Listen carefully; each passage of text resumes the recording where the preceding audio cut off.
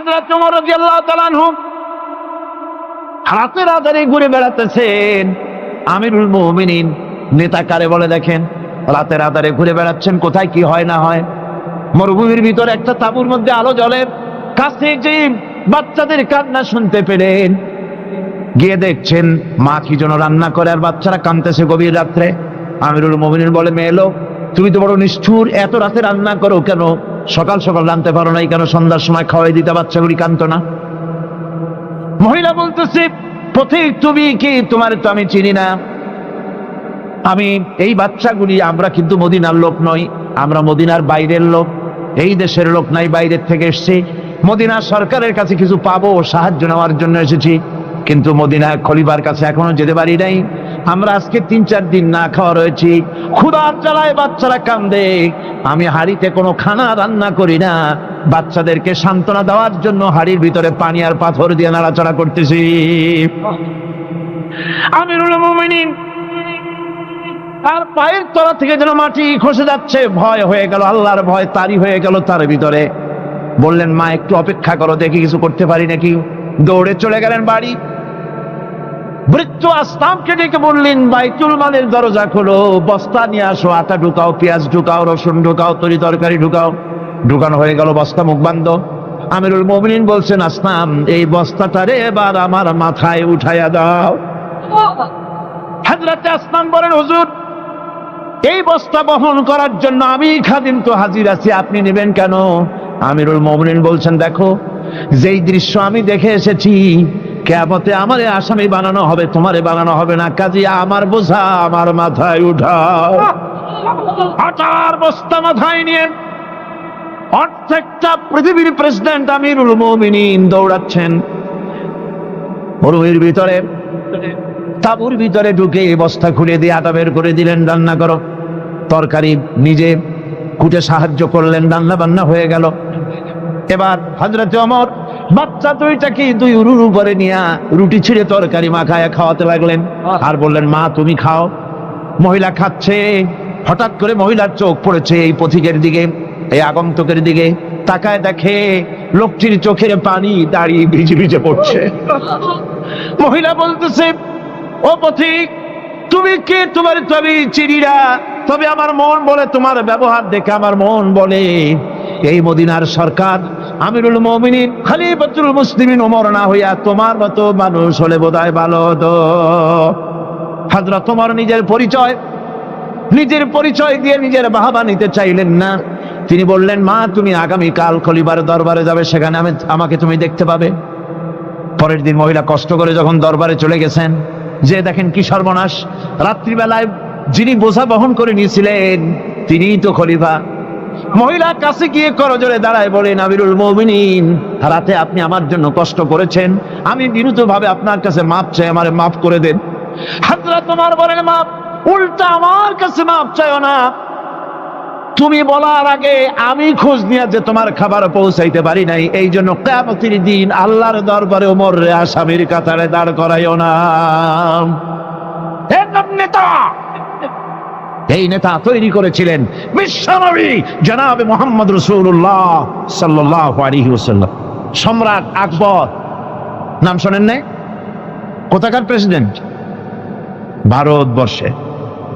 কত বড় নাম করা ব্যক্তি, দ্বীন ইলাহি চালু করলো,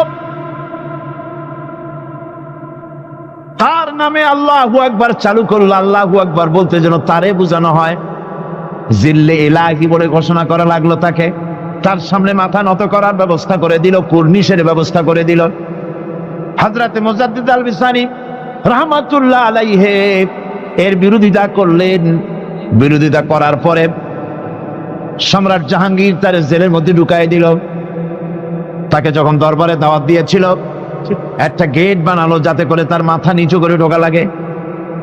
আল্লাহর মাহবুব বান্দা মুজাদ্দিদ আল বিসানি রাহমাতুল্লাহ আলাইহি তিনি মনে করলেন এখানে গেটটা নিচু করা হয়েছে যাতে করে আমি মাথা নিচু করে ঢুকি, আর এটাই সে কুর্নিশ হিসেবে ধরে নেবে। তিনি মাথা নিচু করলেন না, মর্দে মুজাহিদ বাদশার দরবারে নিজের বাম পাখানা আগে ঢুকাইয়া দিলেন। এই অপরাধে তাকে কারারুদ্ধ করা হলো। জেলখানার ভিতরে তিনি আছেন। কয়েক মাস পরে জেলার সাহেব চিঠি লিখেছেন বাদশার কাছে, যা পানা জেল তো হয় চোরের জন্য, ডাকাতের জন্য, বদমাশদের জন্য। কারে পাঠাইলেন জেলখানায়? মুজাদ্দেদ আল বিসানি নামক যে ব্যক্তিকে জেলে পাঠিয়েছেন, তিনি আসার পরে কয়েক মাসে আমার জেলের মধ্যে চোর আর ডাকাত যা ছিল সব আল্লাহর ওলিতে পরিণত হয়ে গেছে। সম্রাট আকবর সেকেন্দ্রায় তার কবর রয়েছে, কেউ জিয়ারত করতে যায় না। মুজাদ্দেদ আল ফিসানি রহমাতুল্লাহ আলাইহি হযরতে খাজা মুঈনুদ্দিন চিশতি রহমাতুল্লাহ আলাইহির দরবারে আজও হাজার হাজার মানুষ কবরের কাছে জিয়ারত করতে যায়। দিনদার ইমানদার সৎকর্মশীল হলে আল্লাহ পাক তার মুহাব্বত মানুষের দিলের মধ্যে পয়দা করে দেন। আল্লাহ রাব্বুল আলামিন কোরআনে কারীমের মধ্যে বলেছেন, ফামান ইয়াকফুর বিত-তাগুতি ওয়া ইউমিন বিল্লাহি ফাকাদ ইসতামসাকা বিল উরওয়াতিল উসকা লা ইনফিসামা লাহা ওয়াল্লাহু সামিউন আলীম। ফামান ইয়াকফুর বিত-তাগুত ওয়া ইউমিন বিল্লাহ, যারা নাকি তাগুতকে অস্বীকার করেছে এবং আমি আল্লাহর প্রতি যারা ঈমান এনেছে, তারা এমন এক অবলম্বন ধারণ করেছে যা কখনো ছিঁড়ে যাবার নয়, যা কখনো তাদেরকে ধ্বংস করবে না, বিচ্ছিন্ন করবে না। আর আল্লাহ হচ্ছেন মোমেনদের পৃষ্ঠপোষক। যারা ঈমান আনে তাদের পৃষ্ঠপোষক হচ্ছেন আল্লাহ পাক, তাদের সাহায্যকারী হচ্ছেন আল্লাহ পাক। তাদেরকে আল্লাহ পাক অন্ধকার থেকে আলোর দিকে নিয়ে আসেন। আল্লাহ পাক মোমেনদেরকে, মানুষদেরকে অন্ধকার থেকে কোথায় নিয়ে আসেন? আলোর দিকে। আর যারা নাকি কাফের, তাদের বন্ধু হচ্ছে তাগুত, তাদের সাহায্যকারী তাগুত। তাদেরকে এই তাগুতি শক্তি আলো থেকে অন্ধকারের দিকে নিয়ে যায়। এই জন্য যারা মোমেন হবে, মোমেনদের মধ্যে ঈমান আনার পর কিছু গুণ তার মধ্যে সৃষ্টি হতে হবে, কিন্তু কোয়ালিটি তার মধ্যে সৃষ্টি হতে হবে। সেই কোয়ালিটিগুলি কি, তা একটি একটি করে আপনাদের সামনে আমরা পেশ করব ইনশাআল্লাহুল আজিজ। একটি মানুষ যখন মোমেন হয়, ঈমানদার হয়, তো মোমেন হওয়ার আগ পর্যন্ত সে হয় হীনমন্যতায় ভোগে, ইনফিরিয়রিটি কমপ্লেক্স, এহসাসে কমতরি, হীনমন্যতা। অর্থাৎ আল্লাহর প্রতি ঈমান আনার আগ পর্যন্ত সে আগুনের মধ্যে ক্ষমতা আছে, পানির মধ্যে ক্ষমতা আছে।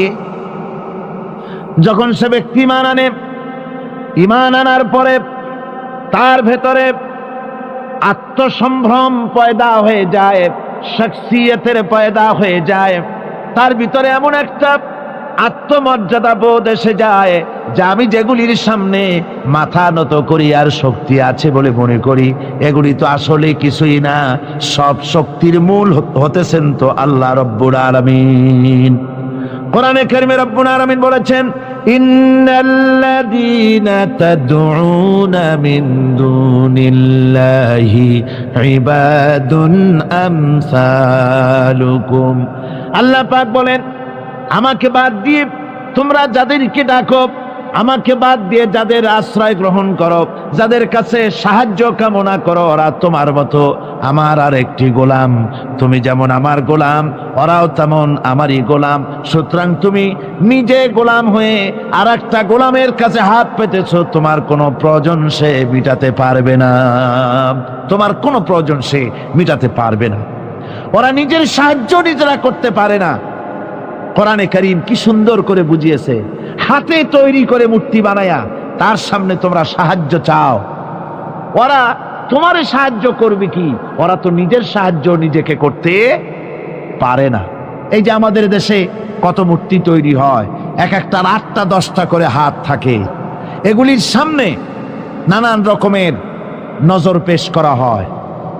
এগুলি যদি কুকুরে এসে খাওয়া আরম্ভ করে, আপনারা বলেন 10টা হাতের একটা হাত দিয়েও কি তাড়াই দিতে পারবে?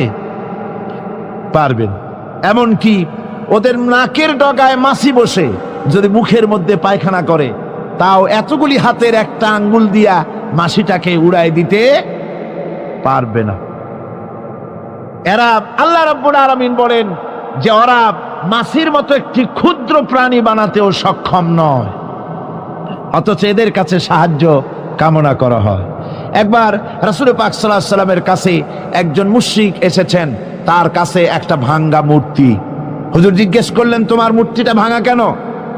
লোকটি বলল যে এটি হচ্ছে আমার খোদা, একে আমি সব সময় সাথে রাখি, না জানি কোন সময় কোন বিপদে পড়ি, এই জন্য সাথে রাখি বিপদ থেকে বাঁচার জন্য। পথিমধ্যে আমার প্রকৃতির ডাক এলো, পেশাব পায়খানায় যাওয়ার প্রয়োজন হলো, তো মনে করলাম এমন জায়গায় এই খোদা নিয়ে যাওয়া উচিত না, খোদাকে রাস্তার উপরে রেখে তারপরে গেলাম কাম সারতে। কাম সেরে এসে দেখি যে এইটার মাথা থেকে শুরু করে পা পর্যন্ত ভিজা। মনে করলাম খোদার শরীর ভিজা, না জানি নিশ্চয়ই কোনো পবিত্র বরকতপূর্ণ পানি হবে। তো এই বরকতপূর্ণ পানি আমি নিজে একটু টেস্ট করলাম, জিহ্বা দিয়া চাটলাম, খাইলাম, দেখলাম যে কেমন কেমন গন্ধ আসে, আর কি একটা টক টক জাতীয় বিশ্রী রকমের। তো মনে করলাম পবিত্র পানি এরকমের গন্ধ হবে কেন? এদিক ওদিক তাকালাম, তাকিয়ে দেখি দূরে একটা কুকুর দাঁড়ানো, তার নিচের থেকে পানি টপকাচ্ছে। তখন ভাবলাম যে আসলে কোন বরকতের পানি এটা। আমি তখন রাগ করে এইটা ঠ্যাং ধরে আছাড় মারলাম যে তুই কি খোদা না তুই একটা হুদা? তুই তো নিজেরই ঠেকাতে পারিস না বিপদ থেকে, তো আমারে ঠেকাবি কি করে? হাদিস শরীফ এসছে, রাসূল পাক সাল্লাল্লাহু আলাইহি সাল্লাম তখন হেসে দিয়েছিলেন। সে হাসিতে হুজুরের দন্ত মোবারক বিকশিত হয়েছিল, শরীর মোবারক কেঁপে উঠেছিল। হুজুর জিজ্ঞেস করলেন, আমার কাছে কি মতলবে এসেছো? লোকটি বলছে, হুজুর আমার কাছে আজকে এইসব জিনিসের ব্যর্থতা অসারতা ধরা পড়েছে, আমি তাওহীদের আশ্রয় নিয়েছি।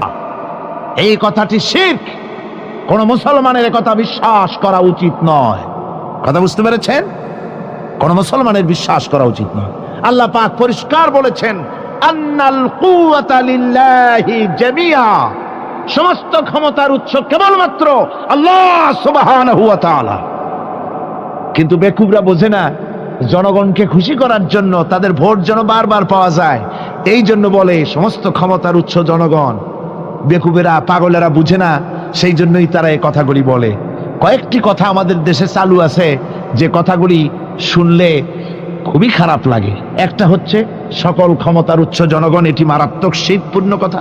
আরেকটি কথা, যখন রেডিও টিভিতে বলা হয় যে কুতুবদিয়া, হাতিয়া সন্দ্বীপ, কক্সবাজার উপকূলীয় এলাকায় থেকে 280 মাইল স্পিডে বাতাস প্রবাহিত হবে, 30 ফিট উঁচু হয়ে জলোচ্ছ্বাস হবে, গ্রেট ডেঞ্জার সিগন্যাল নাম্বার 10 দেখাবার জন্য বলা হলো।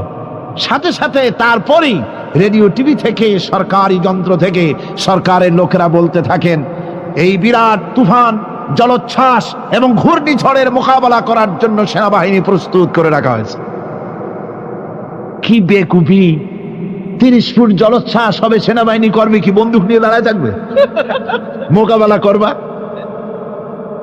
প্রচন্ড বাতাসের মোকাবেলা করবা তুমি সলিমুদ্দিন?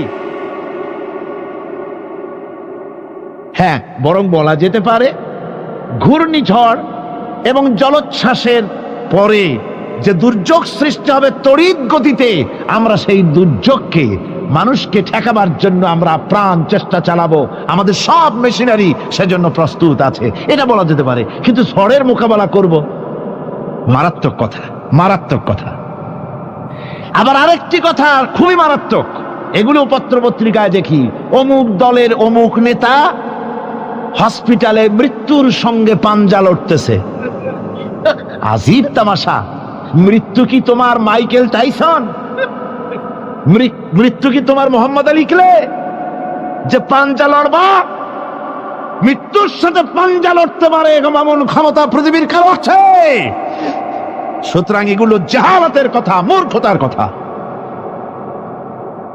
মৃত্যু যন্ত্রণায় ভুগছে এটা বলা যায়, মৃত্যু যন্ত্রণায় কষ্ট পাচ্ছে বলা যায়, মৃত্যুর সাথে পাঞ্জা লড়ছে, সলিমুদ্দিন সাহস তো কম না।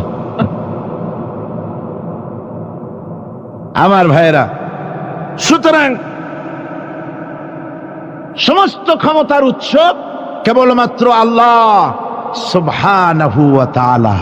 যাকে খুশি ক্ষমতায় দেন, যাকে খুশি ক্ষমতা থেকে নামায় দেয়। এত বড় প্রচন্ড ক্ষমতার মালিক তিনি। রাতকে দিন বানান, দিনকে রাত বানিয়ে দেন, সাগরকে নগর করেন, নগরকে সাগরে পরিণত করে দেন, আমিরকে ফকির করেন, ফকিরকে আমির বানায় দেন, রাস্তার মানুষ ধরে নিয়ে, অপরিচিত লোক একজন ধরে নিয়ে রাষ্ট্রের মালিক বানায় দেন, প্রেসিডেন্ট বানায় দেন। আবার সম্মানের ফুলের মালা দিয়া গলা থেকে শুরু করে পা পর্যন্ত ফুলের মালা দিয়া ভরে দেন। নাফরমানি যখন বাড়তে থাকে, এত বড় ক্ষমতার মালিক আমার আল্লাহ রাব্বুল আলামিন ফুলের মালাগুলি বাদ দিয়ে ফুলের মালার পরিবর্তে জুতার মালা গলায় পরাইয়া ফাঁসির মঞ্চে ঝুলাইয়া দেন। পারেন কিনা? প্রচন্ড ক্ষমতার মালিক তিনি। তিনি যদি কারো ক্ষমতা ছিনিয়ে নিবেন, এটা যদি সিদ্ধান্ত হয়, পৃথিবীর মানুষ তাকে ক্ষমতার উপরে রাখতে পারে? আর আল্লাহ যদি কাউকে ক্ষমতা দিতে চান, সেই ক্ষমতা থেকে তাকে মাহরুম কেউ করতে পারে? পারেন। সমস্ত ক্ষমতার একমাত্র মালিক হচ্ছেন কে? আল্লাহ সুবহানাহু ওয়া তাআলা। মানুষেরা বোঝে না, তাই আত্মম্ভরিতা ক্ষমতার মোহে কি করবে দিশা করতে পারে না। এই জন্য যারা মুমিন হবে তাদের এই চিন্তা মনের মধ্যে থাকবে, আত্মমর্যাদা আসবে, কারো সামনে হাত পাতবে না। হাত পাতবে তো আল্লাহ সুবহানাহু ওয়া তাআলার কাছে, কাউকে ভয়ও করবে না। আত্মমর্যাদার কারণে সে তার রিজিক সম্পর্কেও নৃশংস হয়ে যাবে, অর্থাৎ রিস্ক সম্পর্কেও তার পরোয়া থাকবে না যে হক কথা যদি বলি তাহলে যদি আমার চাকরি না থাকে। আছেন এরকম লোক? হক কথা যদি বলি, চাকরি যদি না থাকে, দাওয়াত যদি আর না হয়, গুলি খেয়ে যদি মরি, এই চিন্তাও মুমিনের লোকের মধ্যে থাকে না, যেহেতু তার আত্মমর্যাদা এসেছে। রিস্কের মালিক মসজিদের মুতাল্লি নয়। অনেক ইমাম আছে মসজিদে, হক কথা বলতে সাহস পায় না। আছে না? চট্টগ্রামে না থাকতে পারে, বিভিন্ন জেলায় আছে। হক কথা বলার সাহস পায় না, মনে করে রিস্কের মালিক মুতাল্লি অথবা সেক্রেটারি। আর দুর্ভাগ্যজনক সত্য, বাংলাদেশের অধিকাংশ মসজিদের মুতাল্লি আর সেক্রেটারি এমন লোক যারা ধর্মনিরপেক্ষতাবাদে বিশ্বাসী, যারা ইসলামের রাজনীতিতে বিশ্বাস করে না। এ ধরনের বহু লোক মসজিদের সেক্রেটারি, মেম্বার, মুতাল্লি হয়ে বসে আছে, আর মসজিদের ইমামদেরকে হক কথা বলতে দেয় না। আছে না? ইমাম সাহেবরা, আমি কিন্তু পাইকারি কথা বলছি না, আলহামদুলিল্লাহ যোগ্যতা সম্পন্ন ইমাম আছেন যারা কথা বলেন। আবার কিছু লোক আছে যারা ভয় পান। আমি তাদের উদ্দেশ্যে বলছি, কোরআনে কারীম বলছে রিস্কের মালিক হচ্ছেন আল্লাহ সুবহানাহু ওয়া তাআলা। তোমার রিস্কের পরোয়াটা কিসের? ইন্নাল্লাহা হুয়ার রাজ্জাকু যুল কুওয়াতিল মাতিন। রিস্কের মালিক তো আল্লাহ পাক, তার হাতেই সমস্ত রিস্ক। রিস্ক কার হাতে? বাংলাদেশ পৃথিবীর দ্বিতীয় বৃহত্তম মুসলিম দেশ। এই দেশে বসে মসজিদে কথা বলতে ভয় পায় মুসলমানেরা, মসজিদে বসে কথা বলতে ভয় পায়। কিন্তু ভারতের দিকে তাকান, ভারতের দিল্লির জুমা মসজিদের ইমাম আব্দুল্লাহ বুখারী, লোকটার জন্য দোয়া। ভারতের কোন জজ মুখ দিয়ে উচ্চারণ করে কোরআন ব্যান করা হলো, তিনি বলছেন আমি ভারতের জুমা মসজিদের ইমাম শুধু নই, ভারতের 20 কোটি মুসলমানের ইমাম আমি। তিনি বলছেন যদি কোরআনে কারীমকে ব্যান করার রায় ঘোষণা করবে যে জজ, সে জজকে আমি পায়ের নিচে তলায় ধরে বাম হাত দিয়ে তার জিহ্বাটা টেনে ছিঁড়ে ফেলে দেব।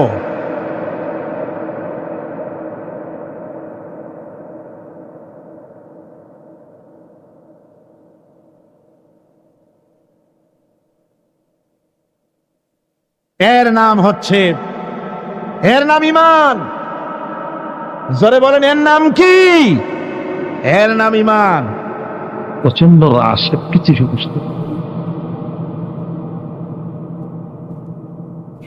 জনাব অধ্যাপক মফিজুর রহমান সাহেব আমাকে বললেন, প্রচন্ড চাপ সৃষ্টি হয়েছে মানুষের, লোকেদের কষ্ট হচ্ছে, আমি আপনাদেরকে দেখতে বলি নাই বিশৃঙ্খলার সৃষ্টি করবেন না। আমি জানি আপনারা সব ভদ্র, আদব রক্ষা কারে বলে আপনারা তা জানেন। আমি দাঁড়াতেও বলি নাই, তাকাতেও বলি নাই। আমার কথা শোনেন, আমি এ কারণে বলি নাই খুব রাশ হয়েছে আপনারা দাঁড়ায় দেখেন, এই জন্য তো বলিনি। বলেছি আপনার ভাইকে জায়গা করে দেওয়ার জন্য। কথা বুঝতে পেরেছেন?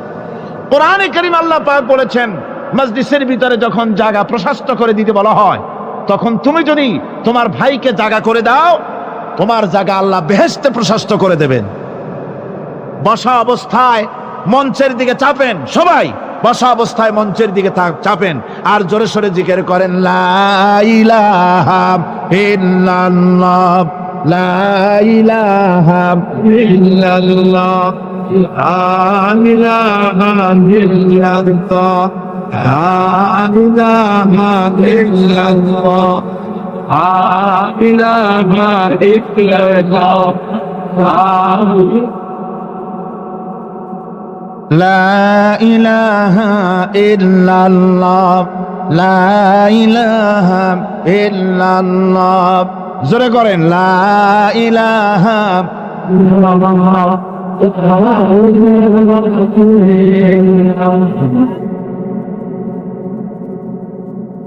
লা ইলাহা ইল্লাল্লাহ মুহাম্মাদুর রাসূলুল্লাহ। বসেন, এবার বসুন, দাঁড়িয়ে থাকবেন না কেউ, মেহেরবানি করে বসেন, জলদি বসেন। বলছিলাম যারা মুমিন তারা চাকরির পরোয়া করে না। মুমিনের কলিজায় চাকরির পরোয়া থাকতে পারে? কে কি বলবে, দাওয়াত হবে আর না হবে, কুলি খাবো মরে যাবো, এসব ভয় মুমিনের কলিজায় থাকতে পারে? পারে না।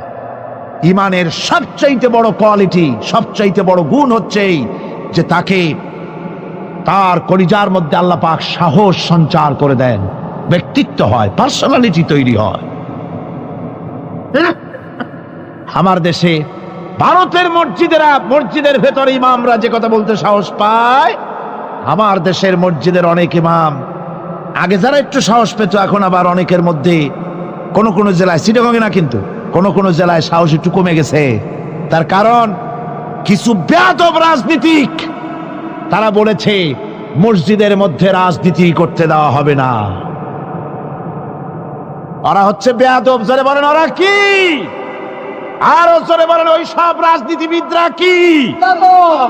তার কারণ হচ্ছে মসজিদে কি বলা হবে আর কি বলা হবে না তোমার মতো বেয়াদব রাজনীতিবিদের কাছ থেকে তাকেও জিজ্ঞেস করবে না। এ ফয়সালা হয়েছে 1400 বছর আগে। মসজিদে কি বলতে হবে আর না হবে তা শিক্ষা দিয়েছেন জনাবে মুহাম্মদ রাসূলুল্লাহ সাল্লাল্লাহু আলাইহি ওয়াসাল্লাম। ওলামাদেরকে মসজিদে ইমামতি যারা করে তারা হচ্ছে ইমাম নেতা। তোমরা তাদের সাথে আদব করতে হবে, তারা কি বলবে আর কি বলবে না ডিকটেট করার অধিকার কারো নাই। অধিকার আছে। সুতরাং আলিমদেরকে, মুমিনদেরকে, যারা নাকি কালেমা পড়ে মুসলমান হয়, তাদের সকলের এই সাহস মনের মধ্যে আসা দরকার, ব্যক্তিত্ব আসা দরকার। কারো পরোয়া নাই, পরোয়া করব শুধুমাত্র আল্লাহর। রিস্কের মালিক তিনি। আল্লাহ রাব্বুল আলামিন বলেছেন, ওয়ামা মিন দাব্বাতিন ফিল আরদি ইল্লা আলাল্লাহি রিজকুহা। এই পৃথিবীর বুকে এমন কোন বিচরণশীল জীব নাই যে জীবের রিস্কের দায়িত্ব আমি আল্লাহ আমার নিজ হাতে গ্রহণ করি নাই। সব জীবের রিস্কের চাবি আমার হাতে। কার হাতে? তাহলে ভয়টা কিসের? আপনার একটা পেট, তাই নিয়ে এত চিন্তা। অথচ এই পৃথিবীতে আল্লাহ পাক বলেন অসংখ্য প্রাণী আছে যাদের কোনো সঞ্চয় নাই। শকুনের মরা গরু অনেকগুলি ব্যাংকে জমা আছে নাকি? কবে কোথায় একটা মরা গরু পাইছে আর খোঁজ নাই, খবর নাই। ওগুলা কি না খাইয়া মরতে দেখছেন রাস্তায় পথে ঘাটে? সুবহানাল্লাহ বিহামদিহি। অসংখ্য প্রাণী এভাবে দুনিয়া আছে। আল্লাহ রাব্বুল আলামিন বলেন যাদের কোনো সঞ্চয় নাই, যারা কোনো সঞ্চয় করে না, এ ধরনের সাপগুলি, শিয়ালগুলি, বাঘগুলি, পাখিগুলি জলচর প্রাণী, স্থলচর প্রাণী, আর অন্তরিক্ষে মহাশূন্যে উড়ে বেড়ায় যে সব প্রাণী, এ ধরনের শত সহস্র কোটি কোটি প্রাণী, তারা সকাল বেলায় খালি পেট নিয়ে বেরিয়ে যায়। খালি পেট নিয়ে সকাল বেলায় বেরিয়ে গেল, আবার সন্ধ্যায় যখন বাসায় ফেরে সমস্ত প্রাণীগুলির পেট আল্লাহ রব্বুল আলামিন ভরে দেন। সুবহানাল্লাহ। একটা প্রাণীও খালি পেটে বাড়ি ফেরে না। সুবহানাল্লাহ, সুবহানাল্লাহ। অথচ তাদের কিন্তু জন্ম নিয়ন্ত্রণের ব্যবস্থাও নাই। জঙ্গলে যত প্রাণী আছে তারা কি কোনোদিন মিছিল করে এসে বলেছে বাংলাদেশ সরকার আমাদের? এরপরে 2 নম্বরের যে কোয়ালিটি সৃষ্টি হবে মুমিনের মধ্যে ঈমান আনার পর, সে গুণটা হচ্ছে সে বিনয়ী হবে। বিনয়, বিনম্রতা তার এক বৈশিষ্ট্য হবে। বিনয় এবং বিনম্রতার বৈশিষ্ট্য হবে। তার কারণ হচ্ছে ঈমান আনার পরে সে জানতে পেরেছে আল্লাহ রাব্বুল আলামিনের কর্তৃত্ব থেকে বেরিয়ে আসার ক্ষমতা কারো নাই। অহংকার করে যাব কোথায়? আস্ফালন করে যাব কোথায়? আল্লাহর রাজত্বের বাইরে, আল্লাহর ক্ষমতার বাইরে যাওয়ার ক্ষমতা তো কারোই নাই। সুতরাং অহংকার তার মধ্যে জায়গা পাবে না। আল্লাহ পাক দুনিয়ার সমস্ত মানুষের জিনকে পরিষ্কার করে বলেছেন, ইয়া মাশারাল জিন্নি ওয়াল ইনস ইন ইসতাতা'তুম আন তানফুযু মিন আকতারিস সামাওয়াতি ওয়াল আরদ فانفذوا لا تنفذون إلا بسلطان। হে পৃথিবীর মানুষেরা আর জেনেরা, যদি সম্ভব হয় আমার আকাশের নিচের থেকে জমিনের উপর থেকে বেরিয়ে যা। লা তানফু, বেরিয়ে যেতে পারবে না। আমি আকাশ এবং জমিন থেকে যদি সম্ভব করতে পারো বেরিয়ে যা। আর যদি কোনো আকাশ থাকে তার নিচে যা, আর যদি কোনো জমিন থাকে তার উপরে যাও। এমন দেশ যদি পাও যেখানে আমার আলো ছাড়া কোনো আলো আছে, আমার বাতাস ছাড়া কোনো বাতাস আছে, আমার চাঁদ সূর্য ছাড়া কোনো চাঁদ সূর্য আছে, যাও সেখানে। আল্লাহ রাব্বুল আলামিন বলেন নাই এরকম যাওয়ার কোনো উপায় নাই। আমি আল্লাহ রাব্বুল আলামিন আকাশ আর জমিন দিয়ে প্যাকেট করে রেখেছি, আটকায় রেখেছি। আমার রাজত্ব থেকে, আমার ক্ষমতা থেকে, আমার কর্তৃত্ব থেকে বেরিয়ে যাওয়ার ক্ষমতা কোনো মানুষের নাই, কোনো জেনের নাই, কোনো প্রাণীর নাই। সুবহানাল্লাহ বিহামদি। মানুষ হচ্ছে অহংকার কিসের হবে? তোমরা হচ্ছ ফকির। আল্লাহ পাক বলছেন ওয়াল্লাহুল গনিয়্যু ওয়া আনতুমুল ফুকারা। আল্লাহ হচ্ছেন গনি। আল্লাহ কি? গনি, বেনিয়াস, বেপরোয়া। ফাআলুল লিমা ইউরিদ, যা খুশি তাই করে, কারো মুখাপেক্ষী তিনি নন। কোরআনে কারীমে রব্বুল আলামিন বলেছেন, নবী আপনি আমার ব্যাপারে, আমার গুণাবলীর ব্যাপারে বলুন। কুল হুয়াল্লাহু আহাদ।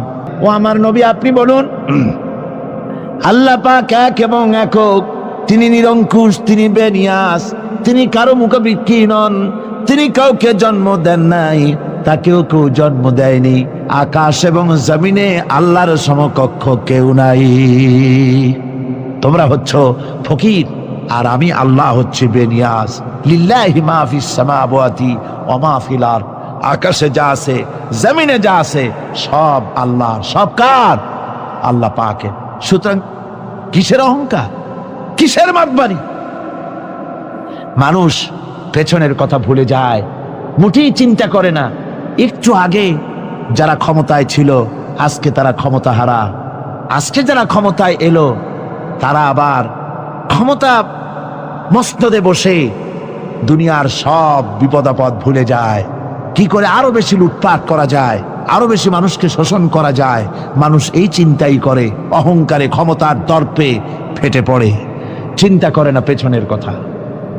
আল্লাহ রাব্বুল আলামিন বলেন, যারা নাকি মুমিন, মুমিন বান্দাদের বিনয় এবং বিনম্রতা তাদের মধ্যে সৃষ্টি হয়ে যাবে। তার কারণ হলো আল্লাহ পাক বলেছেন, ওয়ালা তামশি ফিল আরদি মারহান ইন্নাকা লান তাখরিকাল আরদা ওয়ালান তাবলুগাল জিবালা তুলা। ওয়ালা তামশি ফিল আরদি মারহান, আমার জমিনের উপরে অহংকার করে পা ফেলো না। তুমি কি পারবে অহংকার করে আমার জমিনটাকে ফাটাই দিতে? কি বলেন, পারা যাবে? অহংকার করে জমিনের উপরে লাথি মারেন জোরে, জমিন ফাটবে? ফাটবে না, আপনার পা ছিঁড়ে যাবে। আপনি কি পারবেন অহংকার করে পাহাড়ের উচ্চতা লাফ দিয়ে ছাড়াই যেতে পারবেন? তাও পারবেন না। সুতরাং আল্লাহ পাকের উপরে ঈমান আনলে পরে তাদের মাথা এভাবে নত হয়ে যায়, অহংকার তাদের মধ্যে জায়গা পায় না। অহংকার কিসের অহংকার তোমার?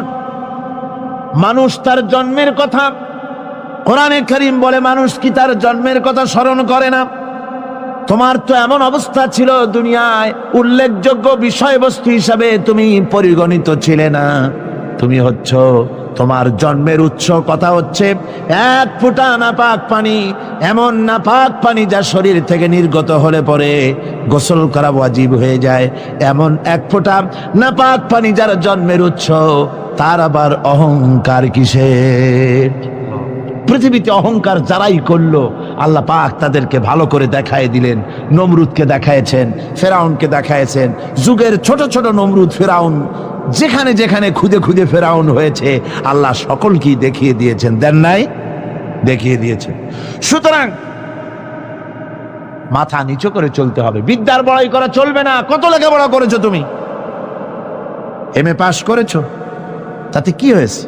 সবে মাত্র বর্ণবোধ পড়েছো, জ্ঞানের রাজ্যে পা ঢুকিয়েছো, এখনো কিছু শেখনি। টাইটেল পাস করেছো, তো কি হয়েছে? কদ্দুর শিখেছো? নিউটনের মতো মানুষ মৃত্যুর সময় বললেন, জ্ঞান সমুদ্রের বেলাভূমিতে দাঁড়িয়ে সামান্য বালু কণা নিয়ে নাড়াচাড়া করলাম, অথই সমুদ্রের কিছুই দেখতে পারলাম না। এই সমস্ত লোকেরা কান্দে তাহাজ্জুদের নামাজ পড়ে। আল্লাহ জিজ্ঞেস করেন ফেরেশতারা, অমুক অমুক দেশে অমুক অমুক বান্দারা কান্দে কেন? ফেরেশতারা বলে, রব্বুল আলামিন তুমি তো ভালো করে জানো। আল্লাহ বলেন, জানি, তবু তোমাদের মুখে শুনতে চাই। তারা বলে, রব্বুল আলামিন তোমার এই বান্দা গুনাহ করেছে, গুনার জন্য মাপ চায়, জাহান্নাম থেকে বাঁচতে চায়। আল্লাহ পাক বলেন, ফেরেশতারা আমার এই বান্দারা আমারে দেখেছে নাকি? বলে দেখে নাই। বলে আমার দোজখ দেখেছে নাকি? বলে না, তাও দেখে নাই। আমার বেহেশত দেখেছে নাকি? বলে না, তাও দেখে নাই। আল্লাহ পাক বলেন, ফেরেশতারা সাক্ষী থাকো, ওরা আমাকে দেখে নাই, আমার বেহেশত দোজখ কিছুই দেখে নাই। শুধুমাত্র আমার নবীর কথা, আমার কোরআনের কথা বিশ্বাস করে আরামের ঘুমকে হারাম করে যেভাবে তারা কাঁদতেছে, সাক্ষী থেকে যাও ফেরেশতারা, আমার রহমতের দরিয়ায় জোশ মেরেছে, আমার ওই ক্রন্দনরত বান্দাগুলিকে আমি আল্লাহ মাফ করে দিলাম। সুতরাং মুমিন বান্দা যারা, আল্লাহর মুমিন বান্দা যারা, এই ঈমানের কোয়ালিটি, এটাও হতাশায় নিরাশায় ভেঙে পড়বে না। গুনাহ তো মানুষই করে, গুনাহ হয়ে গেছে, মাপ চাও। তোমার গুনাহ কদ্দুর? তোমার গুনাহ যদি হয় পাহাড় সমান, আল্লাহর রহমত আকাশ সমান। জাহান্নামের কঠিন শাস্তি থেকে বাঁচতে হলে আল্লাহর প্রতি ঈমান আনতে হবে। আর ঈমান আনলে যে কোয়ালিটিগুলি হওয়া উচিত, সেগুলি আমি আপনাদের সামনে আলোচনা করছি। এরপর আরেকটি কোয়ালিটি হবে মুমিনের, তা হলো কঠোর কঠিন বিপদে অবিচল থাকবে, বিপদে ভেঙে পড়বে না। বিপদ আপদ, শত্রুতা, ক্ষয় ক্ষতি যা কিছু হয় সবই আল্লাহর পক্ষ থেকে, এটা মেনে নিতে হবে এবং ধৈর্য ধারণ করতে হবে। বিপদ মুসিবত শুধু উম্মতের জন্য নয়, দুনিয়ার সমস্ত নবীদের বিপদ এসেছে, হয় নাই? নবীদের বিপদ আসে নাই? কোরআনে কারীম থেকে শুনুন, আল্লাহ রাব্বুল আলামিন বলেন, وَكَذَلِكَ جَعَلْنَا لِكُلِّ نَبِيٍّ عَدُوًّا مِنَ الْمُجْرِمِينَ। আল্লাহ পাক বলেন, এমনি করে আমি সকল নবীদের শত্রু বানিয়ে দিয়েছি সব পাপিষ্ঠ আর অপরাধ প্রবণ লোকদেরকে। প্রত্যেক যুগে নবীদের শত্রু ছিল, প্রত্যেক যুগে নবীদের কি ছিল? শত্রু ছিল। সে শত্রু কারা ছিল? আল্লাহ পাক বলছেন, নবীদের শত্রু ছিল পাপিষ্ঠ আর অপরাধ প্রবণ লোক এরাই ছিল নবীদের দুশমন। রাসূলগণের অবস্থা যদি এই হয়, তাহলে তার উম্মত, ওই দিনের ধারক বাহক যারা, তাদের বুঝি বিপদ আপদ হবে না নাকি? হবে কিনা? তো ইসলামের বিরোধিতা যারা করে, কোরআনের পরিভাষায় বলা হয়েছে ইসলামের দুশমন, নবীদের দুশমন। দুনিয়ার সব পাপিষ্ঠ আর অপরাধ প্রবণ লোকেরাই ইসলামের দুশমন হয়, নবীদের দুশমন হয়। আজও দেখেন, আজও তাকিয়ে দেখেন, ইসলামী আন্দোলনের বিরোধিতা যারা করে তারা পাপিষ্ঠ চরিত্রের কিনা তাকায় দেখেন, খুঁজে দেখেন, সর্বত্র খুঁজে দেখুন, খুঁজে দেখুন। যারা ইসলামী আন্দোলনের বিরোধিতা করে, যারা ইসলামকে মিটিয়ে দেওয়ার চেষ্টা করতেছে, যারা ইসলামকে মৌলবাদ বলে, ইসলামকে সাম্প্রদায়িক বলে, কোরআনে কারীমের কথা কত স্পষ্ট যে নবীদের দুশমন হয়, ইসলামের দুশমন হয় মুজরিম লোকেরা, অপরাধ প্রবণ আর পাপিষ্ঠ লোকেরা। আজও আমরা দেখতে পাই এই শ্রেণীর লোকেরা পাপিষ্ঠ এবং সবচাইতে সমাজের নিকৃষ্ট ধরনের চরিত্রহীন লোক। নামাজ নাই। আপনি খুঁজে দেখেন ইসলামী আন্দোলনের বিরোধিতা যারা করছে, যারা নেতৃত্ব দিচ্ছে, নামাজ নাই, রোজা নাই, চরিত্র নাই, হজ নাই, যাকাত নাই, মদ, জুয়া, জেনা, ব্যভিচার ইত্যাদিতে লিপ্ত। চেহারা দেখলে ছেলেপেলেরা 2 গ্লাস পানি খায় ভরসটে। কথা ঠিক কিনা কর? এই হলো অবস্থা। মারে কেন? মুমিনদেরকে, পয়গম্বরদেরকে, সাহাবীদেরকে এবং ঈমানদারদেরকে মারে কেন?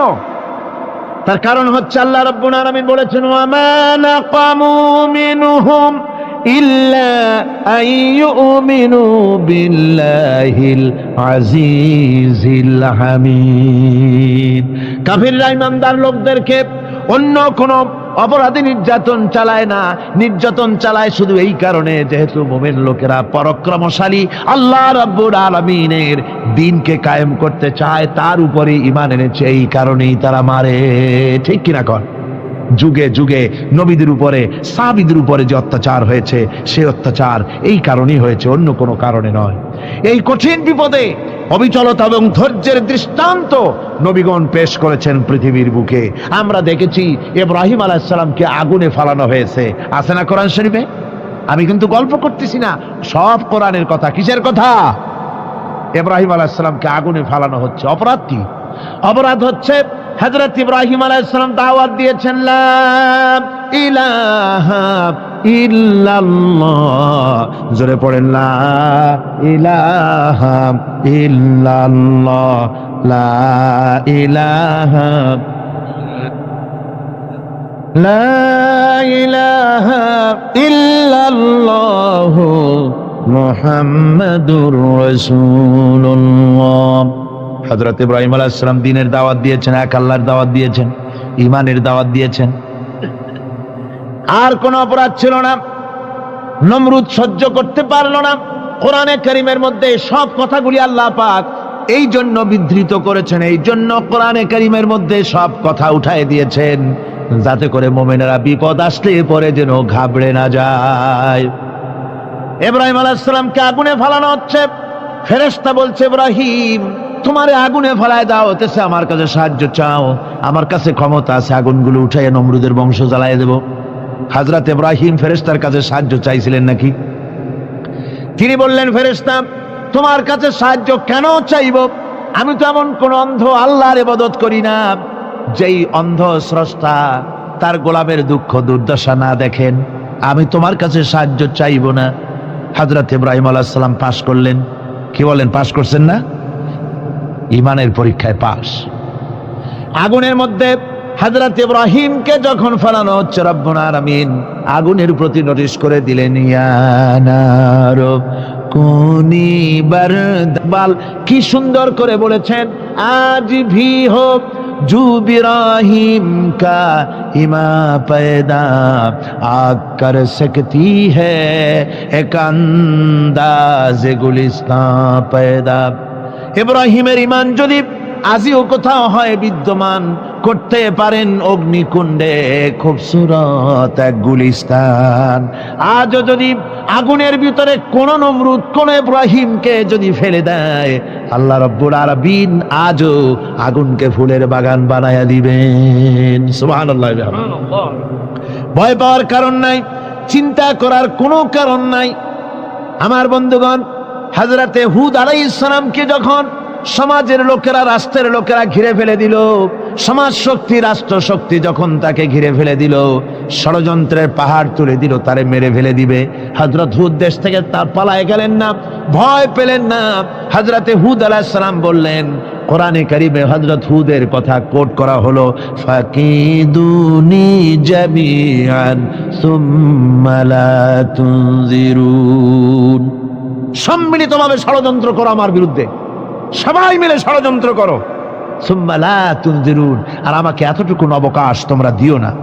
ইন্নী তাওয়াক্কালতু আলাল্লাহি রাব্বি ওয়া রাব্বিকুম, আমি ভরসা করেছি সেই আল্লাহর উপরে, যার কুদরতি হাতের ভেতরে, যিনি আমাদের রব, তোমাদেরও রব, আর যার কুদরতি হাতের ভিতরে তামাম পৃথিবীর জানগুলি যার হাতে, সে আল্লাহর উপরে ভরসা করেছি।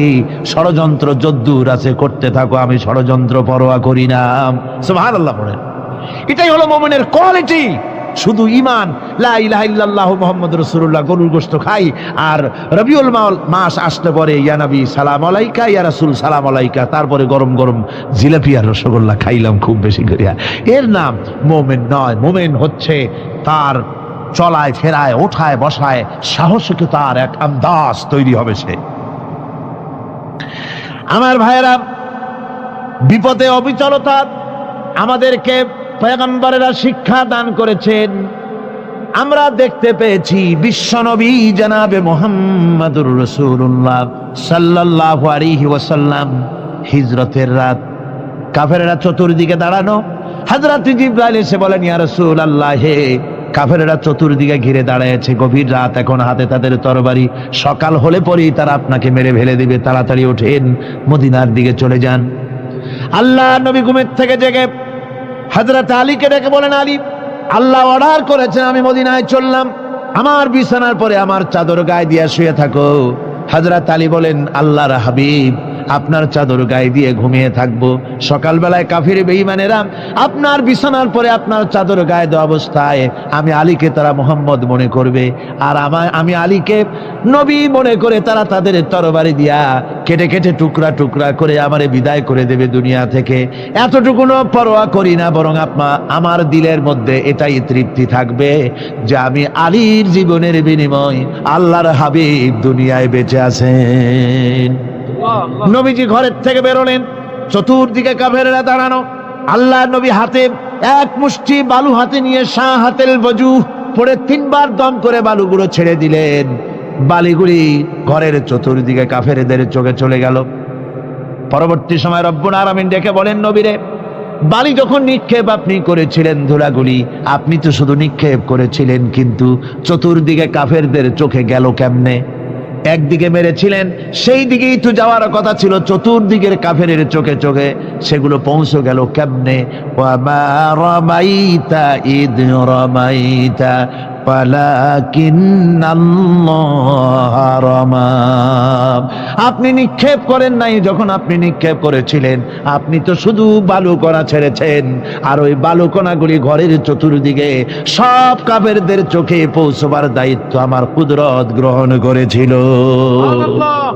আমার ভাইয়েরা, নবীজি বিপদে, এতগুলি শত্রু তরবারি নিয়ে তিনি বিপদে ধৈর্য হারা হন নাই, আস্তে করে ঘরের থেকে বেরিয়ে হযরত আবু বকরের বাড়িতে গিয়ে হাজির।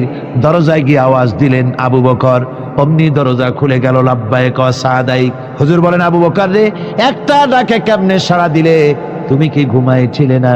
হযরত আবু বকর বলেন, হুজুর, আপনি বলেছেন আমাকে নিয়ে হিজরত করবেন, আমি মনে মনে চিন্তা করেছি, না জানি কত রাত্রে নবীজি আসেন, উঠতে যদি আমার দেরি হয়ে যায়, নবীজি যদি দরজার কাছে দাঁড়ায় দাঁড়ায় আমারে ডাকাডাকি করে, আর আমি যদি ঘুমায় থাকি, তাহলে আল্লাহর নবীর সঙ্গে বেয়াদবি হয়ে যাবে।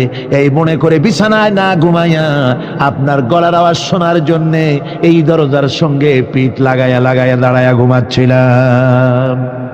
আল্লাহর নবী হযরত আবু বকরকে সঙ্গে করে নিয়ে চললেন মদিনার দিকে, উল্টা পথে রওনা করলেন। বারবার কাবা শরীফের দিকে তাকাতে লাগলেন। বুখারী শরীফে এসেছে, নবীজি বারবার কাবার দিকে তাকিয়ে বলতেছেন, রে কাবা, বড় আশা ছিল তোর কাছে থাকবো, তোর খেদমত করব, কিন্তু তোর নিষ্ঠুর সন্তানেরা তোর কাছে আমারে থাকতে দিল না রে। আল্লাহ নবী মিসফালা দিয়ে জাবালে কেদোয়ার উপর দিয়ে চলে গেলেন জাবালে সুরে। গুহার কাছে যখন গিয়েছেন, ফজর রক্ত হয়ে গেল। হযরত আবু বকর রাদিয়াল্লাহু তাআলা আনহু বলছেন, হুজুর আর উপায় নাই, দিন হয়ে গেল, এখন বুঝি ধরা পড়ে যাব, ওই গুহার মধ্যে গিয়ে আশ্রয় নেই। তবে আপনি দাঁড়ান, গুহার ভিতরেই পাহাড়িয়া গুহা, বিচ্ছু থাকতে পারে, সাপ থাকতে পারে, আমি আগে ঢুকি, যদি কোনো হিংস্র প্রাণী থাকে আমার উপর দিয়া আঘাত হয়ে যাক, আল্লাহর নবী হেফাজতে থাকুন। হযরত আবু বকর রাদিয়াল্লাহু তাআলা আনহু গুহার ভিতরে নামলেন, নেমে গুহা সাফ করে হুজুরকে ডাকলেন। হুজুর তাশরীফ ফরমালেন গুহার মধ্যে। হুজুর বলেন, আবু বকর, হেঁটে হেঁটে কষ্ট হয়ে গেছে, তুমি বসো, তোমার উরুর উপরে মাথা রেখে আমি একটু ঘুমায়ে যাই। আল্লাহর হাবিব ঘুমায়ে গেলেন। হযরত আবু বকর লক্ষ্য করে দেখেন চতুর্দিকে অনেকগুলি গর্ত দেখা যায়।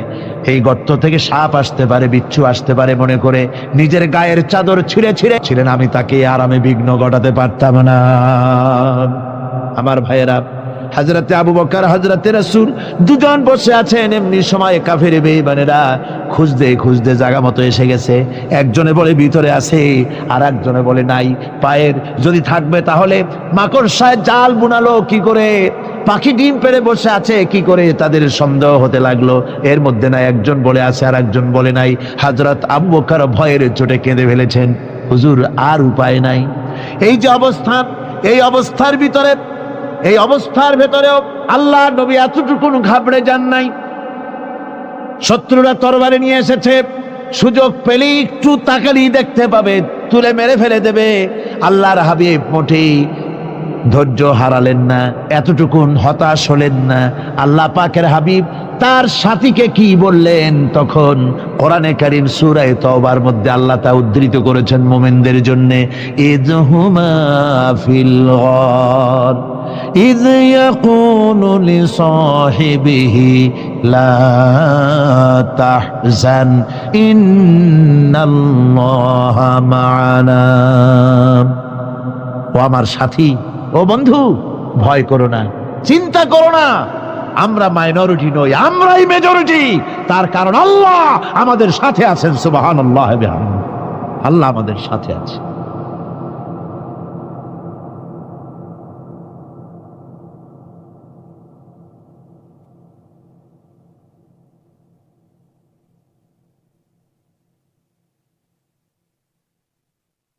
আমার বন্ধুগণ, কোরআনে কারীমে রব্বুল আলামিন বলেন, فأنزل الله سكينته عليه وأيده بجنود لم تروها। আল্লাহ পাক তার মনের মধ্যে গভীর প্রশান্তি এবং স্বস্তি দান করলেন, আর এমন সৈন্য দিয়ে সাহায্য করলেন যে সৈন্যদেরকে তোমরা দেখতে পাও না। এভাবে করে রব্বুল আলামিন মুমিনদের বিপদে আপদে মুসিবতে সব সময় আল্লাহ পাক মুসলমানদেরকে সাহায্য করেছেন। জোরে বলেন সুবহানাল্লাহ। মুমিনদের সাহায্যকারী আল্লাহ। তাই ইসলামী আন্দোলনের সাথে যারা আছে, যারা কর্মী, যারা নেতা, যারা মুমিন, যারা ঈমানদার, মেঘের মতো প্রচন্ড কালো মেঘ হয়ে চতুর্দিক থেকে অন্ধকারের মতো সে এসেছে বিপদ, কোনো বিপদ না। আল্লাহ পাক সাহায্যকারী। কে সাহায্যকারী? জোরে বলেন, সাহায্যকারী কে? আল্লাহ সুবহানাহু ওয়া তাআলা, তিনি সাহায্যকারী, ভয় নাই। আল্লাহ পাকের উপর ঈমান আনলে পরে কলিজার ভিতরে দুর্জয় সাহসের সৃষ্টি হয়ে যায়, কোনো ভয় অন্তঃকরণে তার থাকে না। আল্লাহ পাক সাহায্য করেন। আর আল্লাহর উপরে ঈমান আনলে পরে রব্বুল আলামিন বলেছেন, ইয়া আইয়ুহাল্লাযীনা আমানু হাল আদুল্লুকুম আলা তিজারাতিন তুনজিকুম মিন আযাবিন আলীম। এমন একটা ব্যবসার কথা কি বলবো না যে ব্যবসায় তোমাদেরকে জাহান্নামের আযাব থেকে বাঁচায় দেবে। তার প্রথম কাজই হলো আল্লাহর প্রতি ঈমান আনা। ঈমান আনলে পরে এই সমস্ত গুণ তৈরি হয়ে যায়। আর ঈমানে সবচাইতে উপকৃত হয় সমাজের লোকেরা, রাষ্ট্রের লোকেরা, পরিবারের লোকেরা, দেশের মানুষ উপকৃত হয় মুমিনদের দিয়ে ঈমানের কারণে। তার কারণ হলো একজন মোমেন, একজন ব্যক্তি যখন ইমানদার হয়, মোমেন হয়ে যায়, আল্লাহর প্রতি যখন প্রগাঢ় বিশ্বাস তার এসে যায়, তখন সেই ব্যক্তি নৈতিকতার মান তার বেড়ে যায়। জোরে বলেন সুবহানাল্লাহ। নৈতিক চরিত্রের উপরে সে প্রতিষ্ঠিত হয়, সে মিথ্যা বলতে সাহস পায় না। মোমেন ব্যক্তি মিথ্যা বলতে সাহস পায়? পায় না। কেন পায় না? মিথ্যা বলতে সাহস পায় না, ঠকাতে সাহস পায় না, ওজনে কম দিতে সাহস পায় না, শয়তানি বদমাশি করতে সাহস পায় না। তার কারণ হলো আল্লাহ পাক বলে দিয়েছেন, মোমেন কোরআনের ভিতরে পড়েছে, ইয ইয়াতালাক্কাল মুতালাক্কিয়ানি আনিল ইয়ামিনি ওয়া আনিশ শিমালি কাঈদ। দুজন নিয়ন্ত্রণকারী ফেরেশতা তোমার ডানে এবং বামে বসে বসে তোমাকে নিয়ন্ত্রণ করছে, কোথায় যাও কি করো এই ফেরেশতারা বসে বসে সব দেখতেছে। মা ইয়ালফিযু মিন কাওলিন ইল্লা লাদাইহি রাকীবুন আতীদ। মানুষ এমন কোনো কথা বলে না যা ফেরেশতারা রেকর্ড না করে, সব রেকর্ড হয়ে যায়। তাই মোমেন ব্যক্তি দায়িত্বহীন কথা বলতে পারে না। মোমেন ব্যক্তির চরিত্র ভালো হয়ে যায়, সে যে কথা বলে বুঝে শুনে কথা বলে, সে যে ওয়াদা করে বুঝে শুনে ওয়াদা করে, যেহেতু সবকিছুর জবাব কিয়ামতে দিতে হবে। কোথায় দিতে হবে? কোথায় দিতে হবে? কিয়ামতে আল্লাহর দরবারে জবাব দিতে হবে। মহান আল্লাহ রাব্বুল আলামিন বলেছেন, ওয়ালাকাদ খালাকনাল ইনসানা ওয়া না'লামু মা তুওয়াসবিসু বিহি নাফসু। মানুষ সৃষ্টি করেছি আমি, তার অন্তঃকরণের ভিতরে ওয়াসওয়াসা কি হয় আমি জানি। এই জন্য মুমিনেরা মনের ভিতরে কোনো খারাপ কল্পনাও করতে পারে না। খারাপ কল্পনা করলেও তার হিসাব দেওয়া লাগবে আল্লাহর কাছে। কার কাছে? ওয়াইন তুবদু মিন আনফুসিকুম আও তুখফুহু ইউহাসিবুকুম বিহিল্লাহ। আল্লাহ বলেন, মনের মধ্যে যে সব কল্পনা করো তা প্রকাশ করো আর গোপন রাখো, ওইটার হিসাব নেব আমি আল্লাহ পাক। কিয়ামতের দিন আমার কাছে হিসাব দিতে হবে।